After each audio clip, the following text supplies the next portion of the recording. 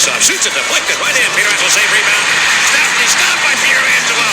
I don't believe that save. Neither does Peter Stastny. He can't believe the save that Pietrangelo just made on him as Frankie sparkling on that maneuver there to stop and rob Peter Stastny. He should get 5 to 10 for that. Hello and welcome to episode 85 of Tendy Talk, presented by the Hockey Podcast Network and the BLPA Podcast Networks. I am your host, Joe, better known as Washed Up Goalie on social media. This week, I chat with gold medal winning Paralympian Team USA goalie Jen Lee. Some of you may have heard of Jen when someone stole his medals right out of his car before having a change of heart in returning them. So, without further ado, let's get to the conversation with Jen.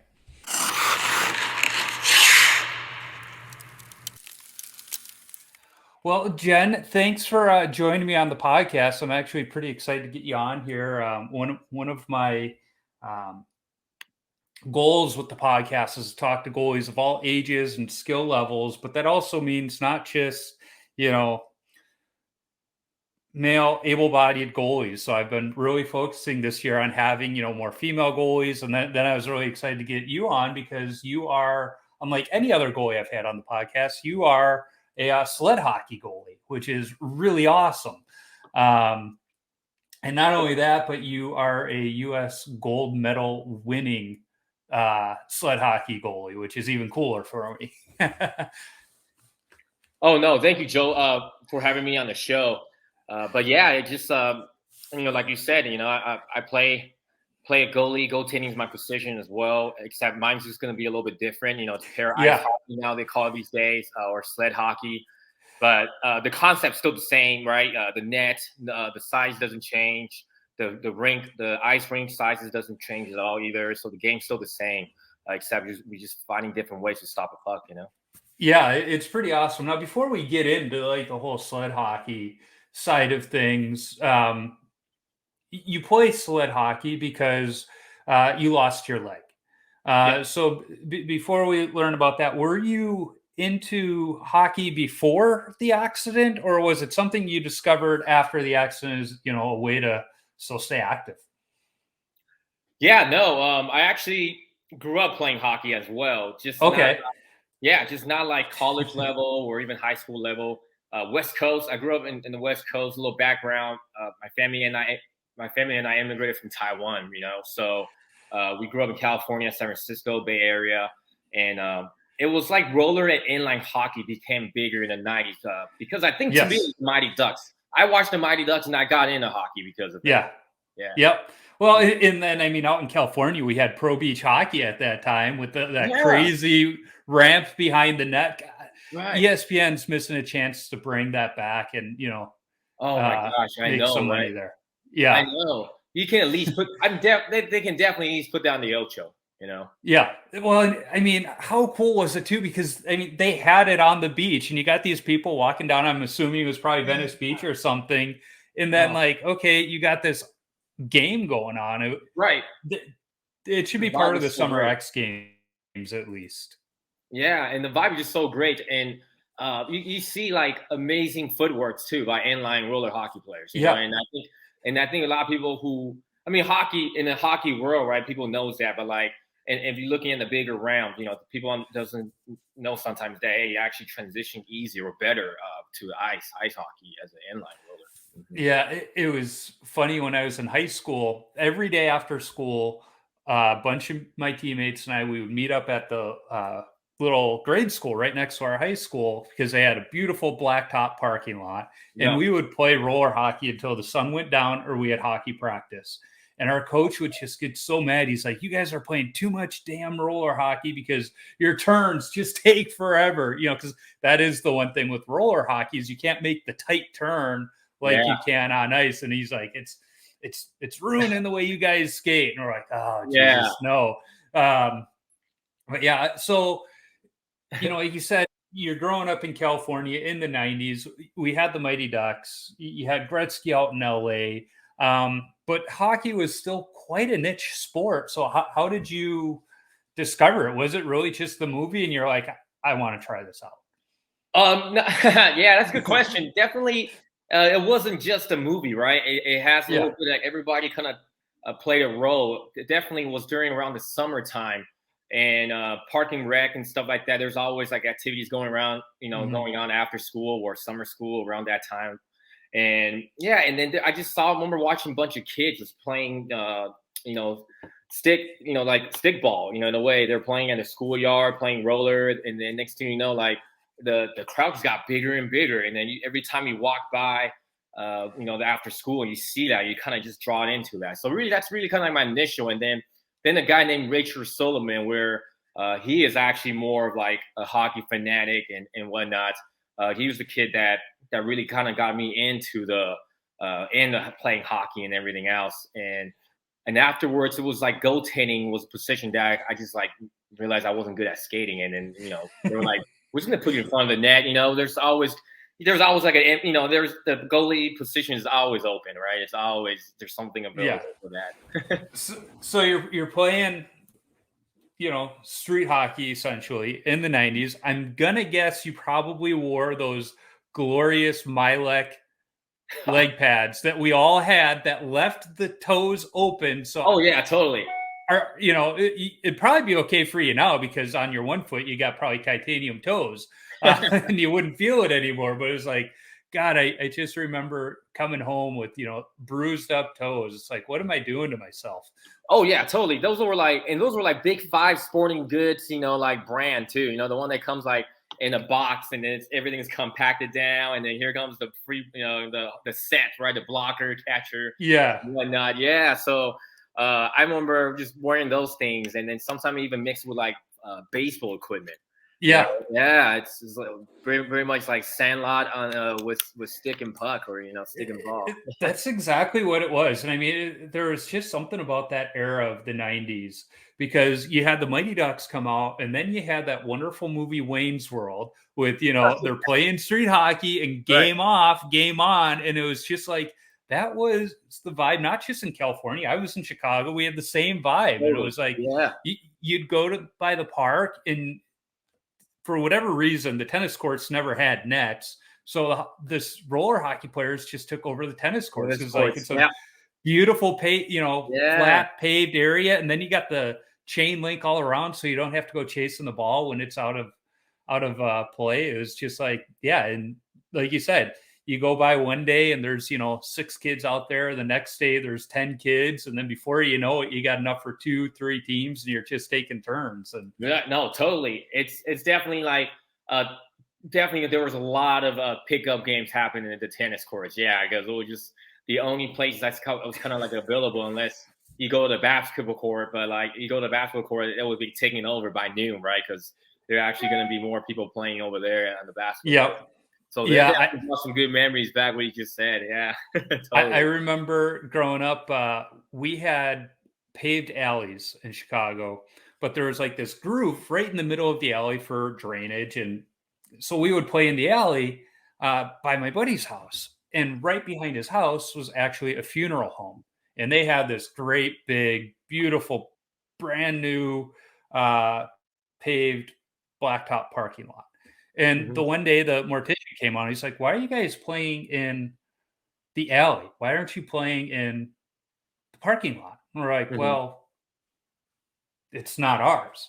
And he's like, well, as long as we don't have services going on, you're welcome to use the parking lot. And it was great because there was a brick wall on the one side. So that's what we're shooting against. And we're like, this is awesome. And it's just, but the problem was like this time of summer, he'd be working in the embalming room, and he would crack a door open to get a nice breeze in. Right. Every now and then the ball would wind up in the embalming room, and then everybody's looking at each other like, I'm not going to get it. So it's like playing, rock, paper, scissors to figure out who's going to get it. And every once in a while you'd hear kind of a chuckle because he noticed the ball was in there, and then it would just kind of come rolling out of the embalming room. It was like, we always brought an extra street hockey ball or two just in case one went in there, because nobody wanted to knock on the door and maybe see something because of that. So that's awesome. you discover the game, on pavement. When did you transfer over onto ice? Was it after the accident, or was it beforehand where you said, let's try this ice thing? Yeah, no, totally. So it was my first time after I was injured in 2009, and when I got transferred to a rehabilitation center here in San Antonio, Texas. It's like a military rehab facility for people with permanent injuries, physical injuries, like myself, amputee. It was like the therapeutic sport, para ice hockey, or sled hockey, was introduced to us and asked if we would like to participate. But it was like an on ice sport, and that itself was totally brand new to me. I had no idea how even that concept worked.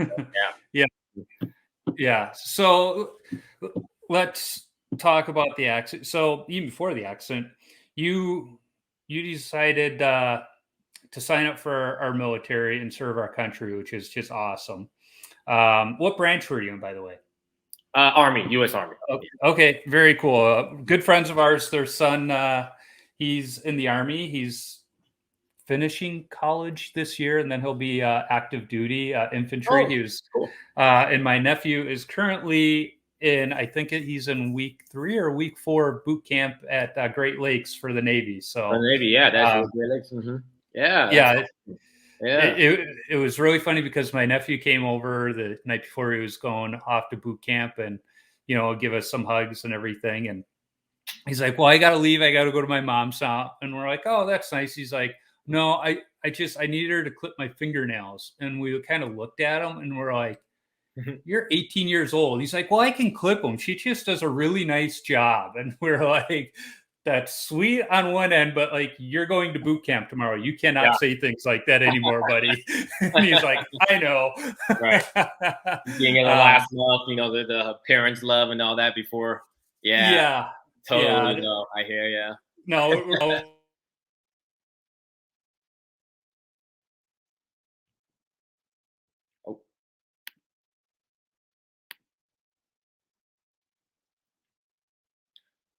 Sorry, Joe. I got the volume. All of a sudden I lost the volume. I don't know why. I apologize. Yeah, that's weird.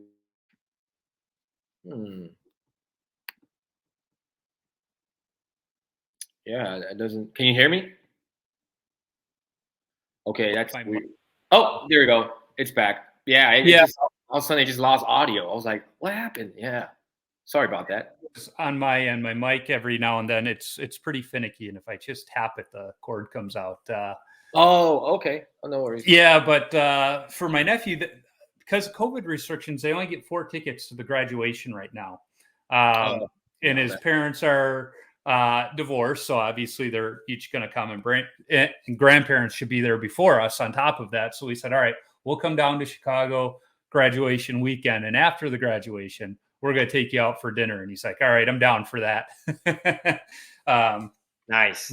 But so you join the military, you're serving our country.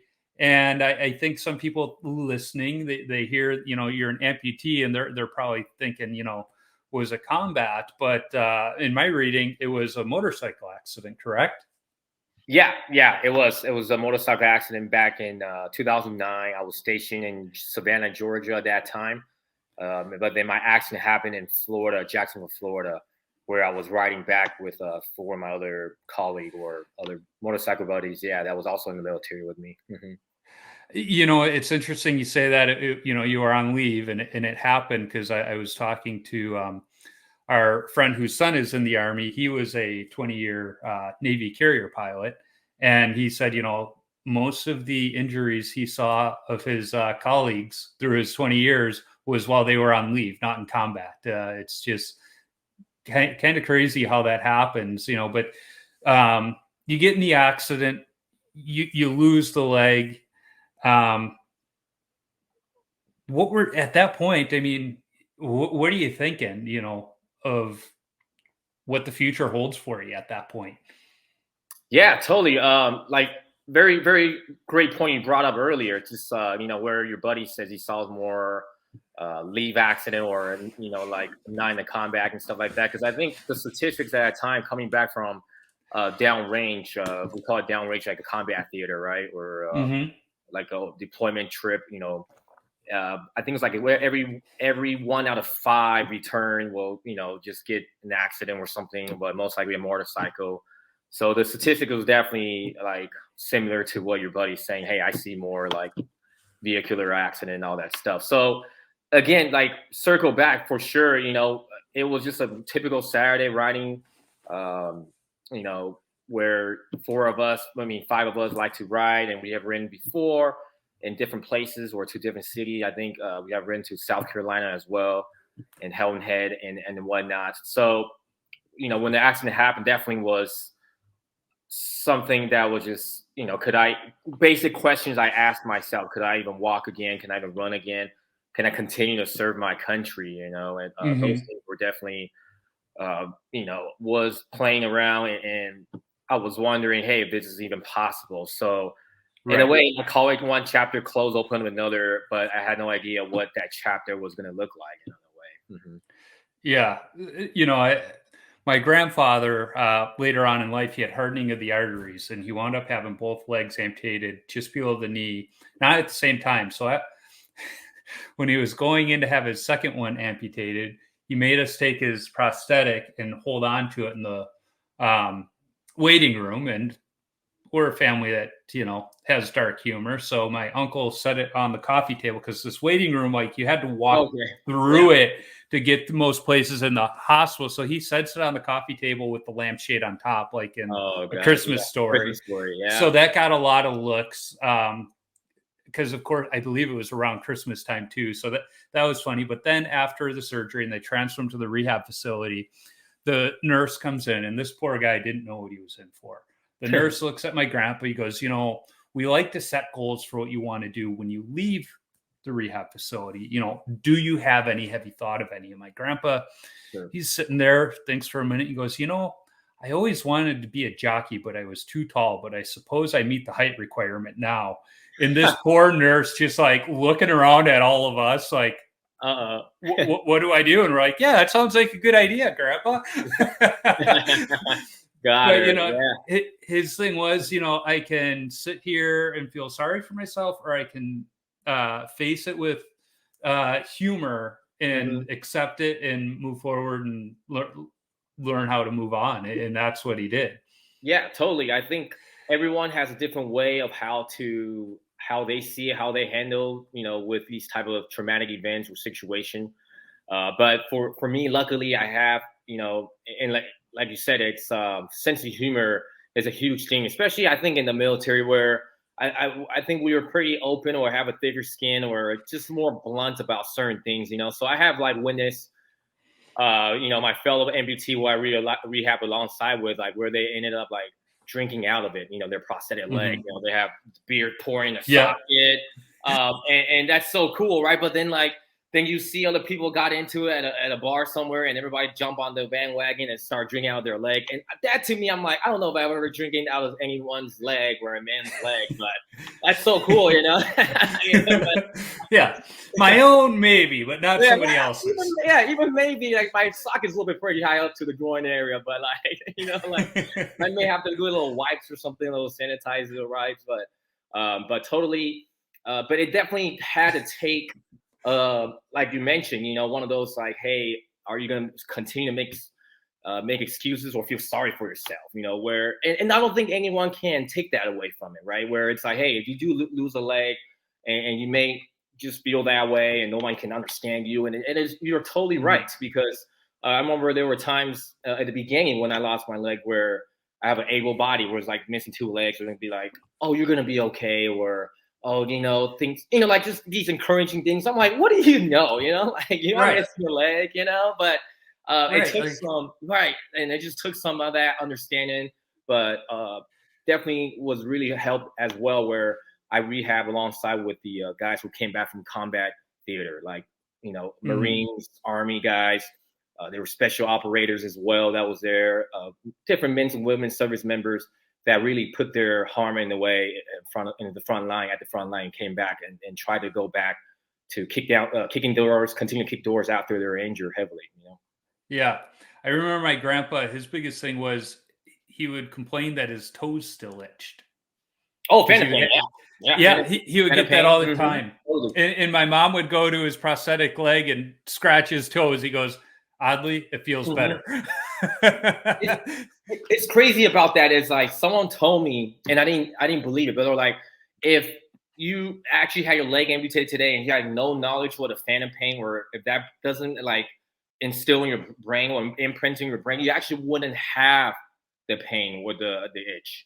Yeah, but it's like once it tells you psychologically, then it's almost like, oh my God, now I do feel like there's an itch or my leg is twisted or however. Yeah, or crazy. It's yeah.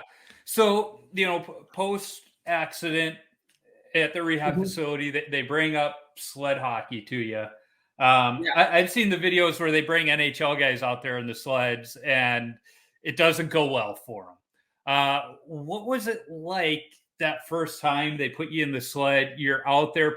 You can't even use the term like a deer learning how to walk, but kind of the same thing. You're just kind of all over that first time on the ice. Yeah. What were you thinking? Or did it just was it like the first time I skated where I'm like, I suck at this, but this was a lot of fun? Yeah, no, I remember, I still remember it like it was yesterday. The program was definitely the sled hockey program that was offered. It was introduced initially by Operation Comfort, which is a local nonprofit organization that helps injured and wounded service members here locally.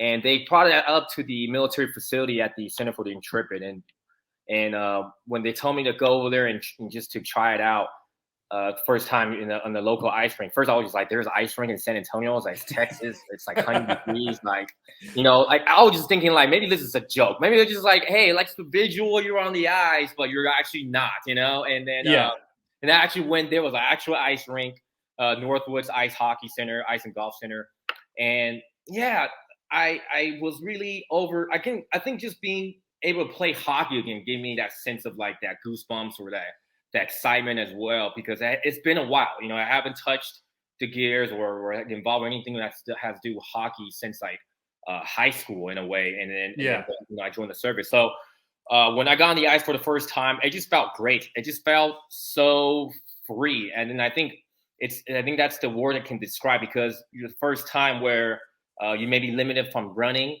You may be limited from all of your mobility because your physical injuries, right? When you're on the ice, you're just gliding and just feeling that little chill, that wind. You just knew that kind of felt really good. You wasn't sure how the whole thing will play out, but then that enjoyment did only last about 2 seconds, because immediately I just tipped over and I fell. I'm just like, oh my goodness, and bam. So I was like, what is this? How is this possible? And then you just realize that this is actually going to be a very challenging, a tough sport to either start or stay on, if you have the patience for it. Yeah, no, it makes total sense. And I mean, the other thing in warrior teams they're kind of exploding in the game of hockey. These warrior teams for veterans. In fact, there was one in our beer league 2-3 years ago, and they had a guy on the team. We didn't know at the time. He was skating with the prosthetic leg.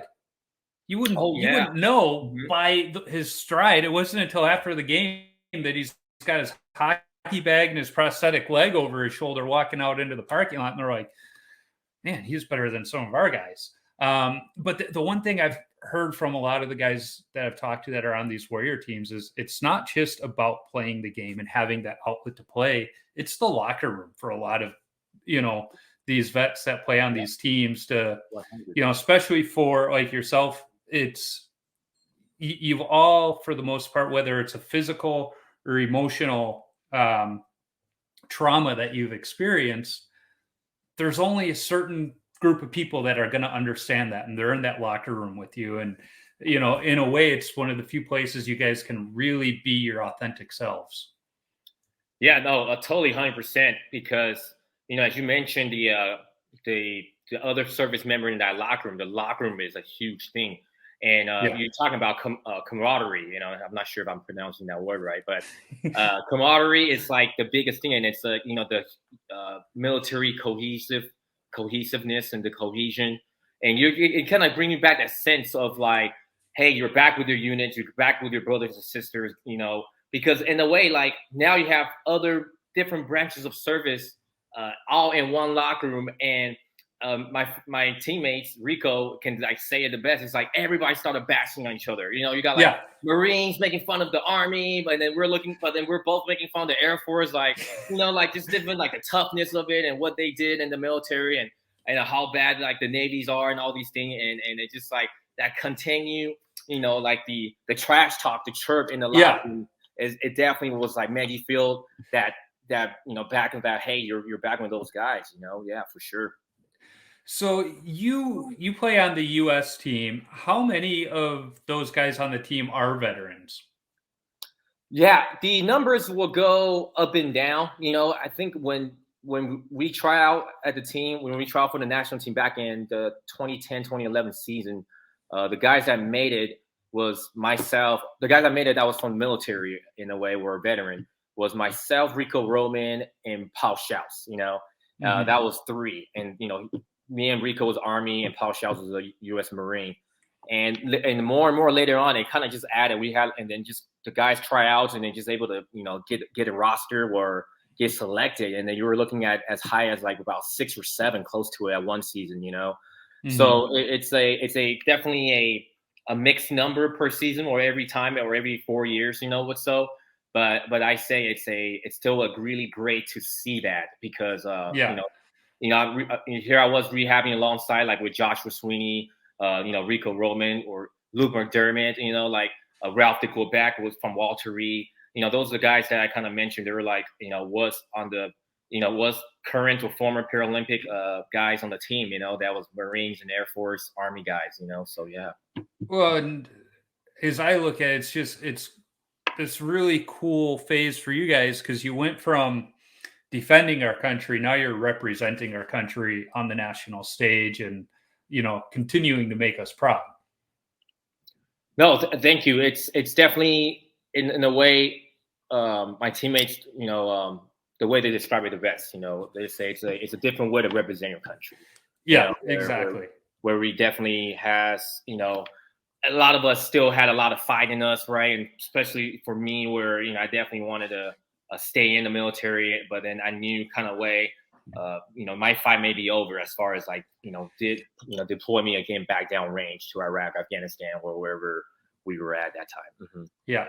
Now the enemy is the Canadians. The enemy is the Canadians, and sometimes the puck itself, where you couldn't even try to hand over stuff. Yeah. So let's talk about actually playing goalie in sled hockey. And my son asked me this question, and it's like, I don't have an answer to it. You only wear one leg pad. So his question was, do you have to buy the set, or is there like a special program where you can get the one leg pad? How does that work for you? Yeah. Oh my gosh. Trust me. I tried to be like, hey, do you do 50% discount? I'll just get the right leg pad. I try to go to the, what's the one that's like the used equipment? I forgot what it's called. They have Play It Against Sports. Yeah, Play Against Sport. I'm like, I just want one pad. They're like, you got it. So you have to pay. You got to buy the whole set. But I do use only one leg pad. But you have goalies who have the preference to wear 2, to wear both if you want to. I know the Russian goalies has worn 2 before, the Czech goalies as well. They're just different style, however. And then there's also Steve Cash, my former teammate Steve, where Steve doesn't even wear it. And I started actually not wearing a leg pad either, because he was wearing a shin guards. He was wearing his shin pads and a sock over, and the guy's about 5'7", and he's stopping pucks like left and right. You know what I mean? Like, we call them the purple cobras. But and you had mentioned earlier that you guys still play with the regulation 4x6 net. Right. I'm sitting here going, okay, I'm an able-bodied goalie, and I still leave an awful lot of net behind me.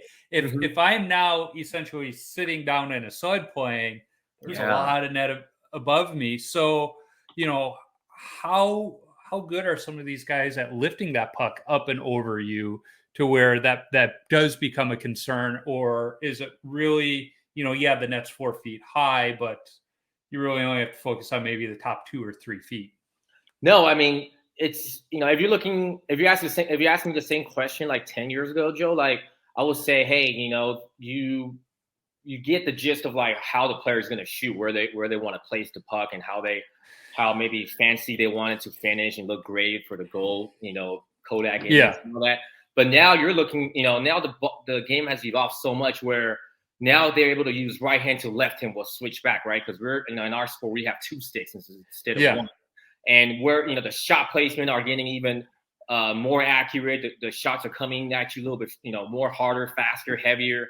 Yeah, and then you got guys like Declan Farmer, where he can go up and down, where he can shoot you wherever, like you leave just a tiny little gap in your hole anywhere, and things like that. So, I would say it is definitely difficult for us to really understand, like if you're just a new beginner of this sport and you have like someone who can play like Declan Farmer, or, you talk about Tyler McGregor in Canada, those great, skillful, elite guys, then it's so hard. It will be hard. It will be tough to stop it. Mm-hmm. Yeah. Part of me thinks it'd be fun to see, one of these elite national teams play against your average beer league team to see, how well would that go for the beer leaguers? I have a feeling it'd be a pretty good game. Well, believe it or not, so, before we go to camp before we get together as a national team, or even before we even make the national team, we play with our club team, right? So mentioned about the San Antonio. So we have a club team. The San Antonio is just like an all military veteran team, right? But you have teams like St. Louis, you got teams like Colorado, you got teams in the East Coast where they consist of like different athletes from like, born with disabilities and military mixture.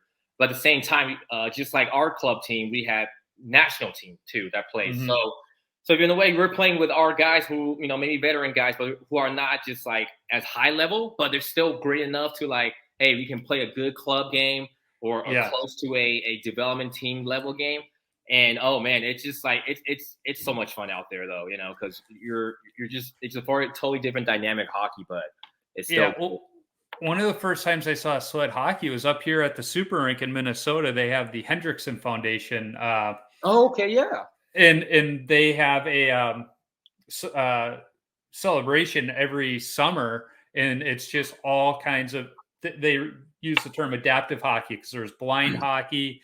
They got some of the deaf teams that I know Sam Mikita is very instrumental in, and it all culminates with a celebrity game. So you get a lot of local retired NHLers, Olympians. The Broughton brothers are typically there. But it's really cool because, it's just free, open to the public. And I took my son 2 years ago and, we sat around and watched some of these games. You had, the ones where they're just kids, where some of them are getting pushed around. But then you had these warrior teams out there and they were knocking into each other like none other. It's like, whew, it is brutal out there. It's so fun to watch though. Yeah, some good stuff for sure. I think a lot of time, a lot of guys who pick the sport up, at least from the military perspective, is like they want to hit. They feel like the ball on ice in a way, or just want to let go of their aggression. Wherever it's going on. So I think that's like really just a great way. And once you start picking up like a little bit of hockey, it just becomes like so much fun and everything.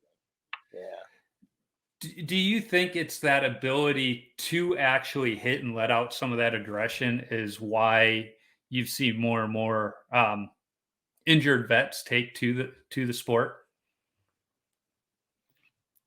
Yeah. Hold on, I just cut off. But I got your question. Sorry, I think we're back. Yeah. Resuming back. Okay. Yeah, I think, to me, I can't speak for everybody, but at least for myself, even though I was playing in a goaltending position, I felt like there was a way to kind of outlet for me to kind of let out whatever that I couldn't express. Maybe during, sometimes you're going to have good days and bad days while you're rehabbing, right?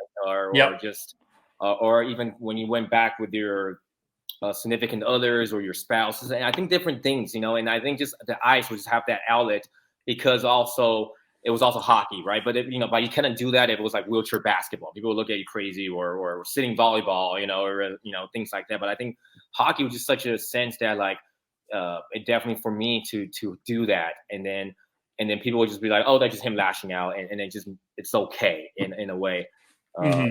But so I believe, like I said, I can't speak for everybody, but definitely for sure for myself, that definitely was one of the reasons for me to stay around.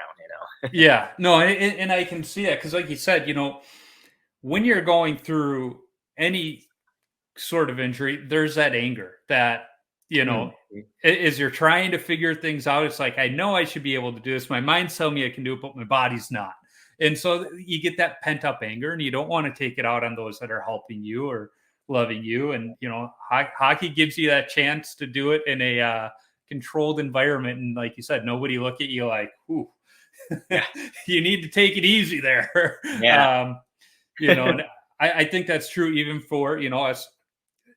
I don't like the term able-bodied, hockey players, but I mean, there's a reason we like to play that game once a week. It calms us down. Oh gosh, yeah, I definitely has like done drop ins for able-bodied go, just being in front of the net, and then like stopping pucks at the able-bodied like stick and puck or dropping hockey, and like especially here like on a Wednesday, sometimes they have like 10 a.m. like drop in like a morning, and I just go. You get a good 4-on-4, 5-on-5, and these like firefighters, they would play, and all these things, and then get into one of the guys that's like maybe have skated juniors, everybody played junior somewhere, and then things, dropping gloves, they're fighting. I'm like, oh my god, like it's 10 a.m. gentlemen, it's Wednesday, Yeah, it's stick and puck, fellas. Calm down. Stick and puck, yeah. There's always that one guy in the beer league that wants to start fights and everything, and whenever he tries starting stuff in our league, you just hear from both benches like, we all have to work in the morning. What are you doing? Yeah. I'm thinking like, some of the guys like one fight I saw a guy got like a bruise. I'm sure he broke his hand because he was punching. It's like he thought he was still in the AHL, or thinking he was watching too much of that, and then punching a guy with the helmet on still. I'm like, that's just totally unnecessary, but like it helps. If it helps, it helps. But yep, exactly.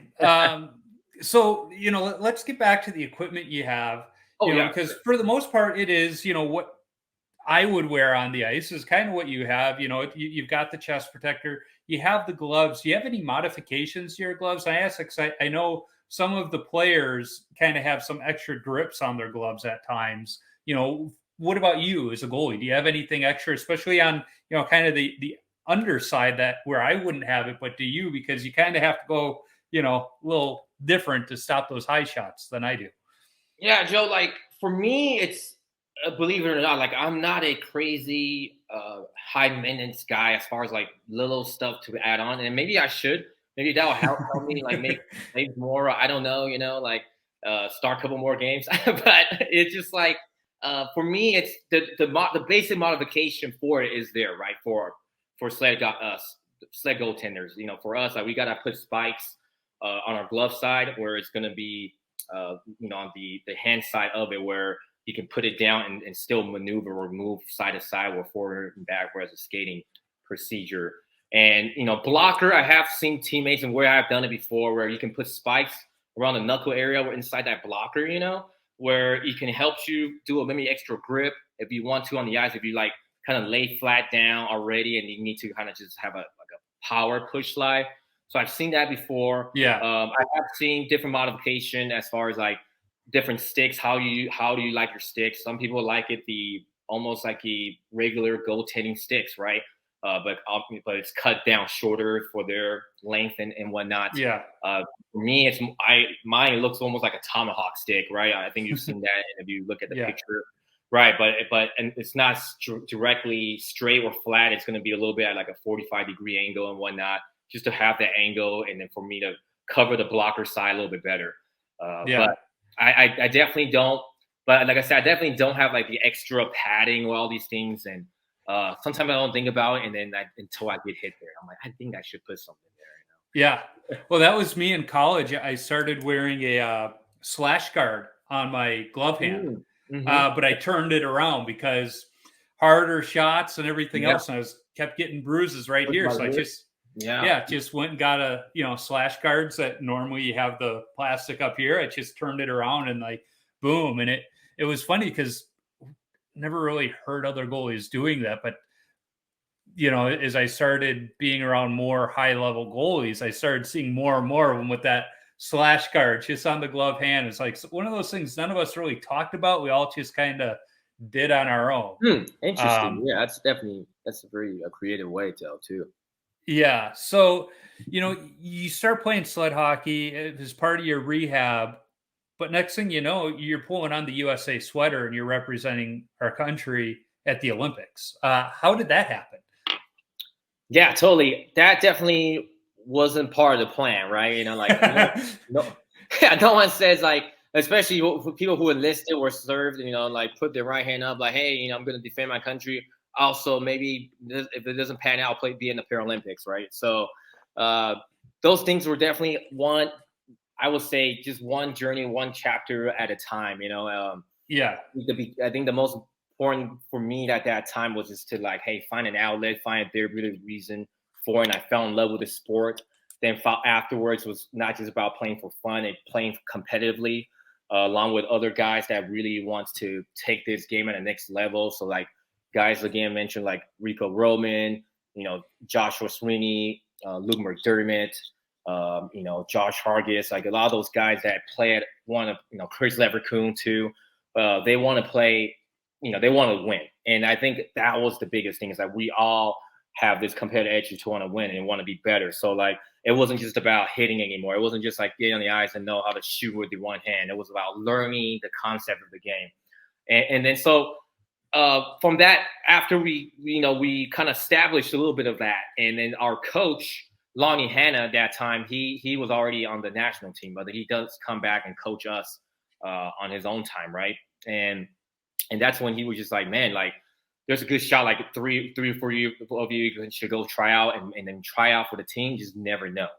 And that was the thing. It's just like, hey, you got nothing to lose. The national team just got back from a 2010 Paralympic Games. That time it was a off year. It was going to be an off following season and whatnot.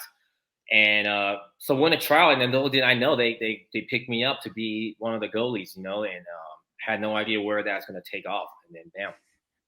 Yeah, and so you make the team, you get to go to some cool countries. What was that Olympic experience like for you? You get to walk into the stadium for the ceremony. What do they call it? The Parade of Nations. You get to be there with these elite Paralympians. Yeah, it was definitely a surreal experience. That's for sure. It was something that was like everything was happening so fast, right? Like prior to that, then you mentioned we able to travel different countries. So like for the first time, like not only I'm representing something that's really important, right, which is our nation, our country, but we get sent to these other countries. We go play in Canada, right? And then Canada, they take their hockey very seriously up there, So sled hockey was no different, like whenever it's us against Canada and one of these like local, international, not a world championship or not a Paralympic, but like international matches, and it's playing for the goal, it's playing for the first place, right? Bragging rights, however you want to call it. They put it on the TSN, they put our game on TSN. We're everywhere, and bam, next thing you know, like I'm walking in the opening ceremony in Russia and Sochi, along with the teammates that I rehab with and try out and made the team, along with my 16 other teammates on the USA team, and then on the bigger platform, now you're talking about other athletes all as well. So it was just definitely something that like, you just felt like, wow, like, you have something and you went for it, and then but like what it takes to get there, right? That's awesome. And not only that, but you've come home with some gold medals, so that's got to feel pretty good too. So the question is, where do you keep the gold medals? No, it's I'm pretty chillax about it. Maybe I shouldn't be because it has gotten stolen already once. But, but normally it's like it's like a computer drawer. I have like a little display. It's like right there, and then because just in case people do ask, And then throughout the years, I really thought, oh, maybe it dies down. I know people won't ask for the medal, but no, there's always something that, hey, bring your medal to display, showcase it. So I just have it right there as it's a reach. I've heard of so many Olympians who've won a medal and they keep it in a sock for some reason. It's just, they're always like, oh, it's in a sock in my sock drawer. It's like, okay, so if I were to ever win an Olympic medal, I better get myself a fancy sock for it, I definitely put it somewhere in the cloth. I think sock, I definitely have tried that in the once before too, like something, a fancy sock. You alluded to it. I mean, you made national news when somebody broke into your car to steal your backpack that happened to have your medals in there. Yeah. I mean, when you came back to your car and saw that the backpack was gone, I mean, what were you thinking?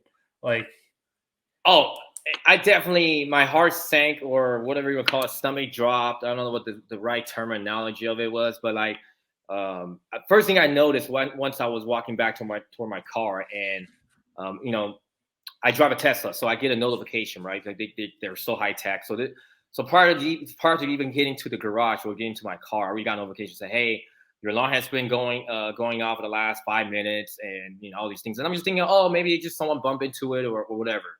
But when I saw the car and then would approach on my door side, the driver's side, and saw the windows shattered behind the driver's side, which is the passenger seat, and I kind of was like sensing like, oh my gosh, like I really hope it's not the bag with the medals in it. And sure enough, it was. And I think that time it was just like one of those like, you feel a little bit stupid for what happened, but at the same time, it's almost like gosh, like what are the odds that it happened? What are the odds that all the vehicles that yours gets broken into?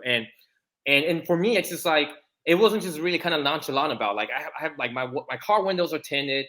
I have the car for a couple of years now, and I actually even put because the windshield was pretty big on the Model 3, so I have the windshield sunblock too, so you can't really see what's in there, So right, one of those things is crazy. It was, I guess, just like a lucky snatch and grab by this guy. I don't know, Well, and how fortunate that you did have a Tesla that, because of the technology, the cameras on the mirror recorded this guy breaking into your car, and it got such a good picture of him. They were able to catch him and find your medals. Yeah, totally. Because I'm not kidding. Like the couple of days prior, earlier that week, I noticed my storage space, because for the Tesla, like to record all these things, like the action footage, like you got to have a memory space. So I have like a thumb drive in there. And it was almost full. So I actually took the time out, because you got to take it out of the car. You got to put it on the computer. It's a pain in the neck, it can be. And I cleared it, and luckily I did that, and they were able to capture it, able to catch the guy, right there, with the face recognition, all that good thing. So next thing I know, I was just kind of telling my friends and everyone in San Antonio what I can do. And they were like, you got to put this on social media and put it on the outlet, on the news outlets, and then let it go viral, because it's not just a regular things I got broken into. Is your medals, Jen? Is your medals? And fortunately, they were able to find them. Where did they turn up? Did the guy try taking them to a pawn shop? Where did they find them? Yeah, so it was crazy. So like, when it happened, the thing went viral and it got retweeted and everything else, right? So everybody started getting involved. And next thing you know, like the San Antonio Police Department, the sheriff, the U.S. Marshal, and I even heard about maybe like possibly FBI. You might as well call it the National Guard. I don't know. They all got involved. The chief of police, Chief McMahon was like, no, this is unacceptable. And then he was using like the camera technology and the city that they installed for like facial recognition. And I guess it got to the point where it got really heated. This became a very trending topic. And the guy, they found the backpack first. It was dumped somewhere in a parking lot by the theater where I parked. And they found the backpack. The wife and the husband called it in, said, hey, we have a backpack, but then realized this empty backpack is where the scene was. So that was like, oh, shoot, we're getting close. That was like day 2. And then 3 days later, they say, hey, they got a notification. They called me 2 days later, actually. They were like, hey, we found the bag that contains your medals in it. And I was like, oh, where was it? And it was like, oh, it was dropped off with a note at a police station, at a fire station, Yeah. So I guess the guy realized, oh my God, he has messed up, or he was like, oh gosh, it's too much. So he decided to give it back, and then left a note says, I think I messed up or something like that, Yeah. Yeah. So knowing that, I mean, do you have a message for him and I doubt he's listening to the podcast, but if you were able to talk to him, what would you say to him? Yeah, I mean, I think they asked me this too prior, when the news outlet media was asking, was doing an interview and then try to get their story. We're trying to get my story out. I'm sorry. And I just say, hey, I just want my backpack. I mean, I don't care about the backpack. You can keep whatever it is in there. I think there was a book in there. There was a iPod or all these things. But I was like, I just want the medals, and I understand like the time was tough or what was going on, and everyone has different ways to make their, ends meet and whatnot. But, the medal is definitely is more than just what it is, right? It's the memories, is all the things that we kind of has trained for, has fight for, has, all these things. So I didn't care about the rest of all these things. And then in a way, I'm just very fortunate to get it back, Yeah, no, and I mean,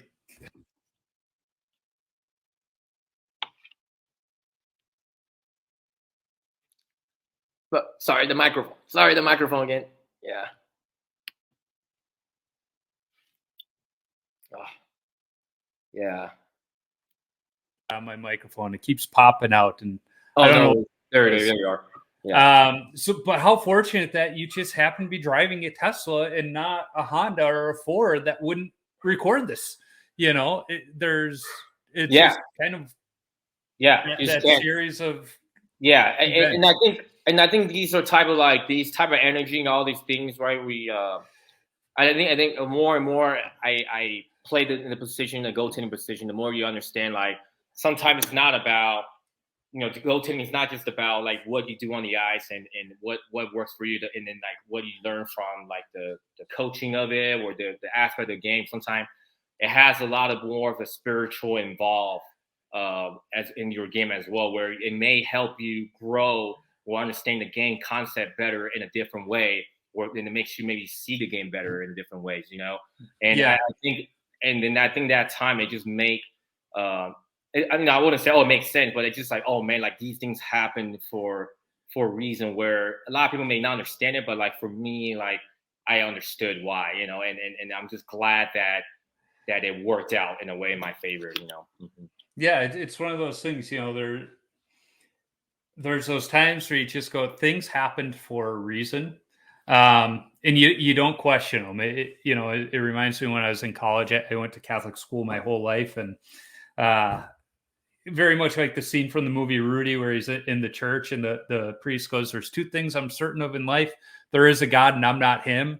And I had a similar situation when I was in college. One of the brothers was talking to me. He goes, you got to look up at the night sky and then tell me there's not a God, because but it's one of those things where there's a greater power just making sure things work out in some crazy way.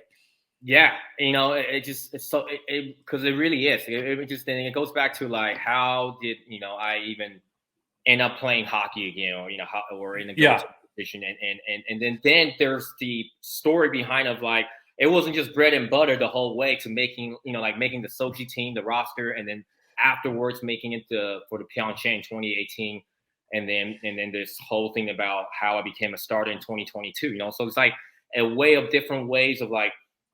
Everything happens for a reason, but a lot of those things sometimes are we call it failures or challenges, and that kind of can bring you down for a while. But you have to learn how to kind of overcome it, and it's just almost like getting scored on, right? And in a big game or things like that, and how do you move forward? Or even playing didn't happen to win the game, and based on your mistakes and how you able to overcome that and bounce back the next day. Yeah, it's funny you mentioned, it's failures and how you move forward. I think I was listening to the In Goal podcast, and they were talking about Mitch Korn evaluating a young goalie and this goalie just had a terrible game. And Mitch said something along the lines of, I learned more about that goalie and the way he persevered through that bad game than if he would have had a good game.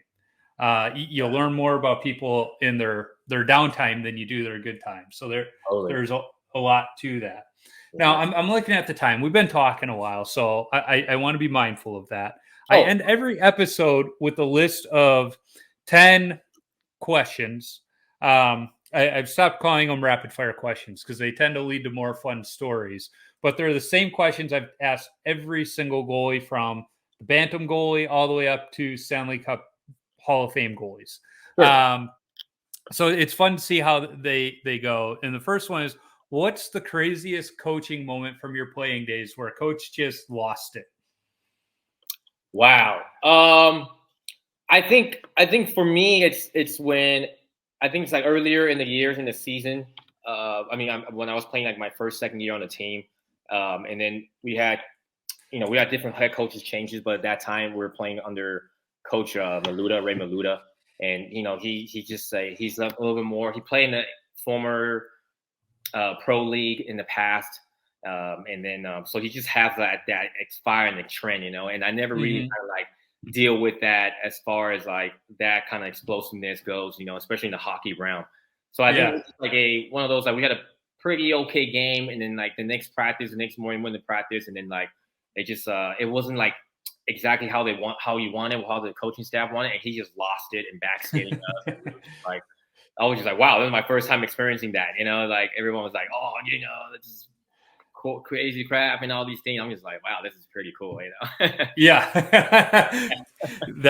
That's funny. So what is your favorite all-time goalie mask? Are you talking about more like the NHL guys, or any mask, or at this point? Any mask?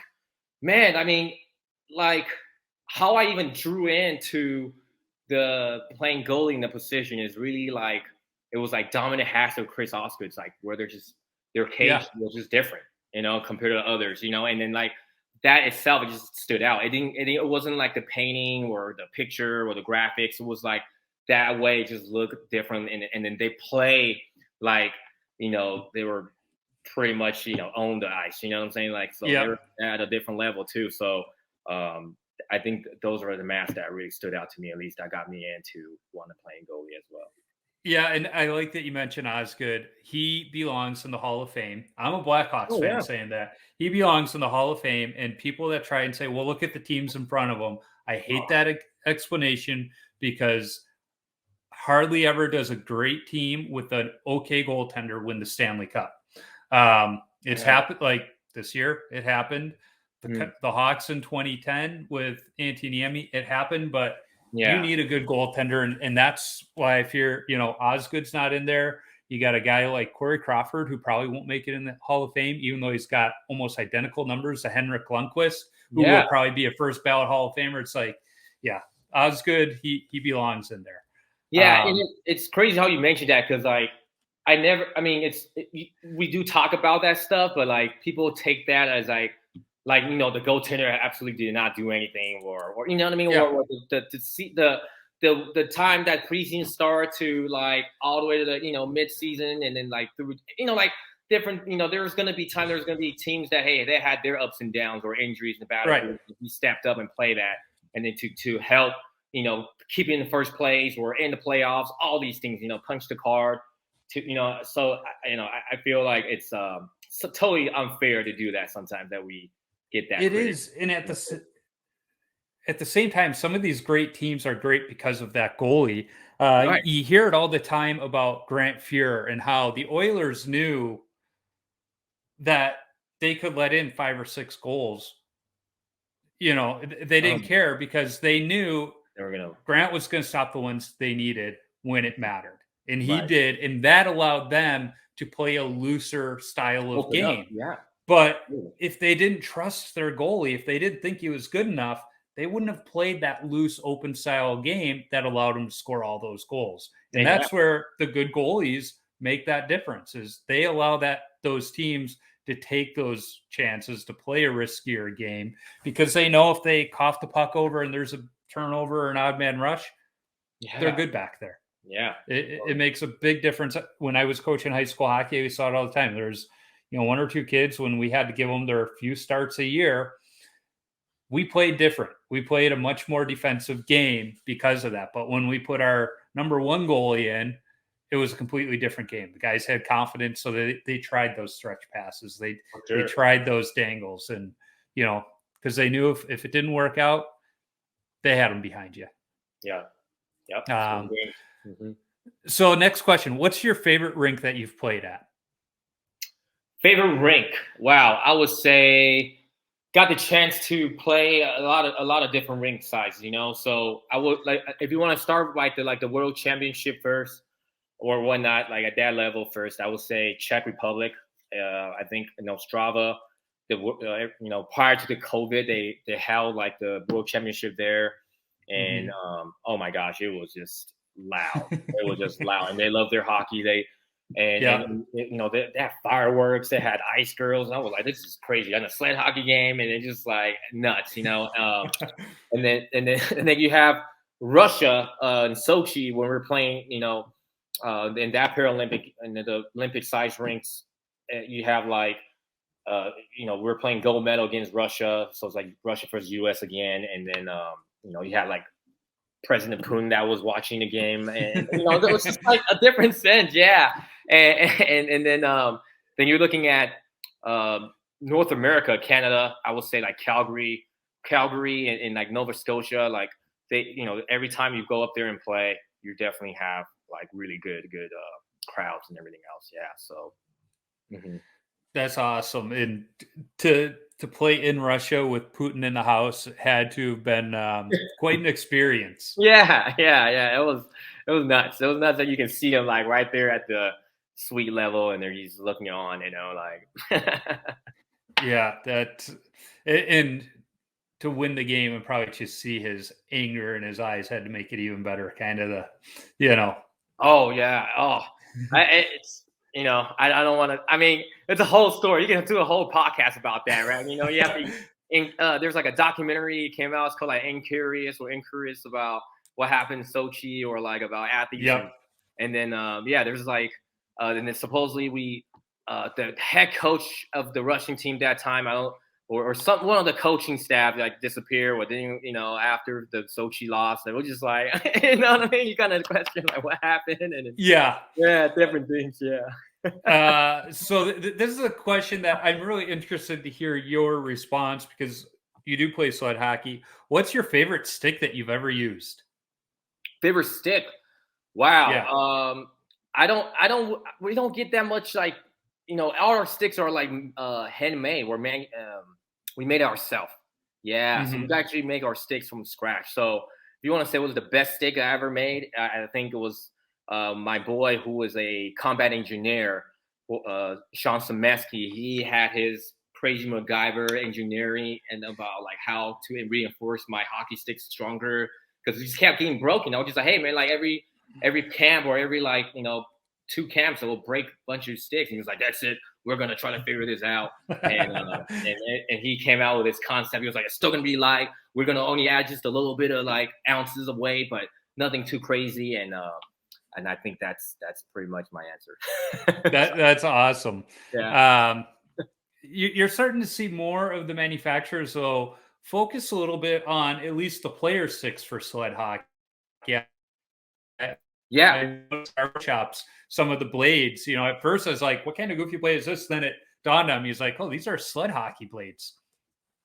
Yeah, I would say as a regular players, like non-goaltenders, like their sticks has evolved or has changed a lot, quite a bit from used to be wooden sticks, right? Now you have like the carbon fiber, the composite, and all like the more hollow, and got a little bit more angles in the bend of it as well. I think Warriors, Easton used to pick it up, but I think now Warriors like the main company that makes the sticks. And I'm not kidding. Yeah, like some of these guys, some of our top guys, Jack Wallace, Brody, like they use these, these high caliber sticks that does make a difference in their shots and how pucks come out. Yeah, how it gets released. Absolutely. Yeah. So because you got your start playing roller hockey, I think this question still pertains. What's your favorite youth hockey memory? Wow, yeah. My favorite youth hockey memory was we had the park and rec like a bash, where the 7th, 8th grader wanted to puff their chest. It's like, hey, we're better than like this, like these PE teacher, like go, and then there were like a bunch of staff members, like PE staff or volunteer staff that plays hockey, like adult. So like we had like a little battle, and like but at the end of the day, like they asked me to go 10, and for both sides. They were like, hey, we're gonna have one game, we're gonna want lead to play for us, and then lead play for us, and then it makes a difference. They were trying to say, oh, goalie makes a difference. Yeah, and then like it went to like game 5, like a little series we had, and it's supposed to be like as simple as like maybe 1 or 2 games, but it was just That's like, awesome. I'll win one for them, I'll lose one. I'm like, hey, but it's tight knit games, yeah. Yeah. So, what is the best chirp you've heard on the ice, off the ice, directed at you, not directed at you? I'm assuming there's probably been some good ones. Oh man, I mean, I think those things are like the chirp I got from it.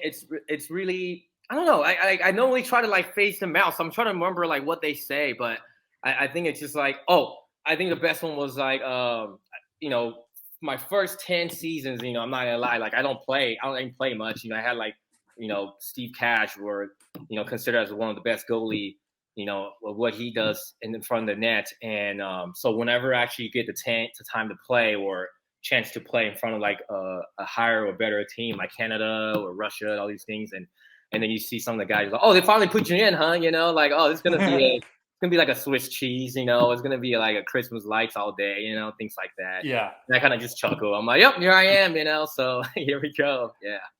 Well, and to get politically incorrect, when you have a bunch of people with disabilities together, they get vicious with each other about each other's disability, where if anybody without a disability said this, we would be canceled in a heartbeat. But I've noticed when I've been around some people with disabilities, they are ruthless with each other. But it's one of those. They can say it, we can't. Yeah, there's definitely no holds bar in our in our hockey community or hockey world as well. Yeah. So, what is the worst post-game beer you've had? What's the worst? Again, sorry. Worst post-game beer. Oh man, worst post-game beer. I would say, I would hate to say it, but like it's not like I'll go up there a lot, and I would say it's it's a all right city in Rochester, New York. I'm not gonna say which bar, but I had like sometimes it was just like one time I had like a beer there, but it was just flat. That was it. And I was just like, and we just lost. We just lost. Beer tastes like crap. I was just like, yeah, we're here. There's a reason why we're here. Flat beer will ruin it. That's for sure. Yeah. I don't even know if this one might pertain to you, because you do have kind of that Franken stick going on. But when you tape your stick, do you go heel to toe or toe to heel? Ooh, definitely heel to toe. Yeah. Okay. You are in the majority there. Okay. So when you play, what's your favorite number to wear and why? My favorite number is 32, because that was like my high school. My high school number was between 32 and 34. And but 34 was Stevie, so 32 was like the next number. They gave me like number 1. Oh, that's the worst. That's like a bad omen number. I don't like that. Yeah, I'm with you. When I have the few times I've had to wear number 1, it's like I don't feel like I've got anything on my back. I got to feel like I have a number, so I feel like I'm part of the team. And number 1, it's just you don't feel. Yeah, I don't feel. I feel like it's very, very individual. Why it's not only just an odd number, a single number, but it's like you just feel like you got it. It's like, I couldn't do that. No. Yeah, no, absolutely. And the last question: what advice do you have for young goalies? Yeah, I would say young goaltenders. When you're, to me, it's like if you're at a point in take where you feel comfortable, great. It's always good to feel comfortable, but there's going to be a lot of uncomfortable or a lot of different things still going to thrown at you no matter what level or where you play, right? You can be at a younger goaltending level, but play at a high caliber school, academy, and whatnot, or maybe a little bit down in a different state or city where the hockey is not that great, but you're like the best goalie out there, you know? So I think the biggest words of advice is try to learn how to or prepare for a lot of different uncomfortable scenarios ahead of you. Well, and I think that's just good advice for life too, because, you know, we all like to think life is going to be nice and comfortable and happy, but it's not all roses and sunshine. Right. You know, Totally. So where can folks follow you on social media if they want to, and follow your journey? Yeah, it's not much, you know, but it's something that we got. For me, it's the IG, Instagram. It's at Horatius, HORAY_Shus, and then you have Facebook as well, Horatius Jin Lee. Twitter, it's like Live of LAW, Lone Wolf. so silly. And then and then that's just kind of like a way to kind of really get connected, stay connected with everyone who's has been following our team, has been following our journey and everything else. And I really appreciate for everyone who's been a fan or continue to be a fan, and new fans as well to come. Awesome. Well, I appreciate you taking time out of your day to chat with me and be a part of the podcast. It's been fun getting to know you a little bit. And I tell every guest this: if life brings you through the Twin Cities, let me know. We'll get a beer together. Oh, definitely. Yeah, definitely used to go up there quite often, you know. So love to get back to Minnesota. Definitely hit you up. Yeah, absolutely. Well, again, thank you. I appreciate it. Thank you, Joe. Appreciate it. Thank you.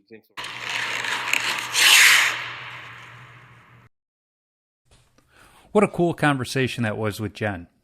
I know without a doubt that I could not play goal to the level that he does if I were in the same situation. I have a hard enough time as it is staying on my own 2 feet. Can you imagine having to stop pucks while in a sled? I sure can't. Be sure to follow Jen on Instagram at HORAY_SHUS and on Twitter at lifeofalw. I'm going to try something new for some of my upcoming episodes and broadcast them live on YouTube, so keep an eye out on YouTube to see if you can catch the actual recordings.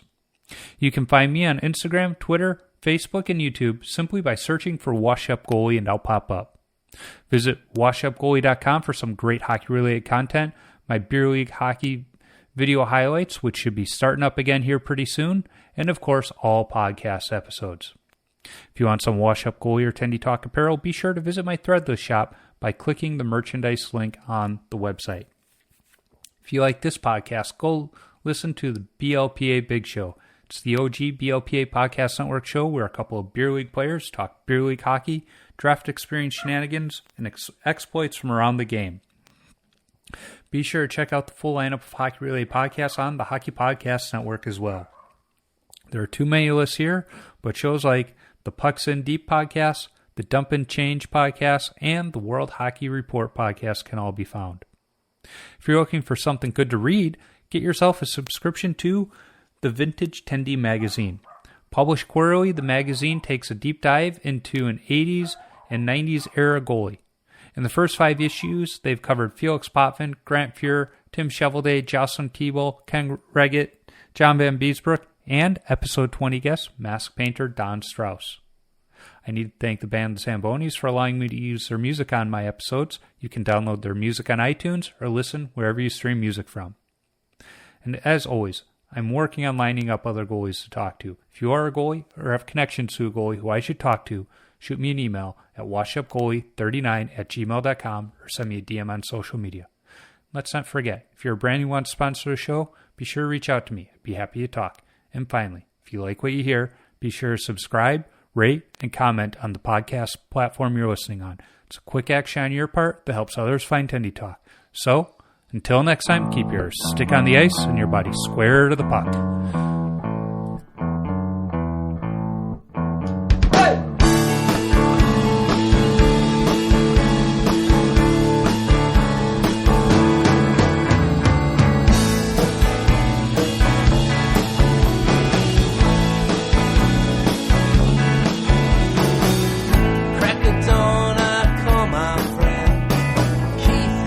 checked out Ketchell's pond. He calls up Tommy Taylor. Tom said the pond, it froze right over. So get your nets and lace your skates and get the hot chocolate for your bones to make. Get home.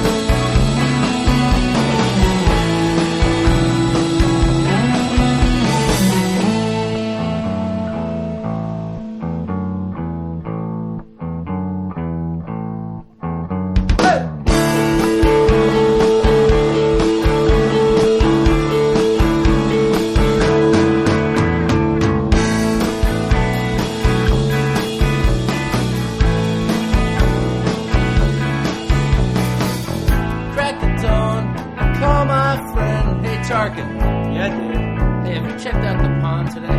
It's funny you ask. I was just down there this morning. Yeah, any good news? Well, Dave, the pond? Yeah. It's froze right over.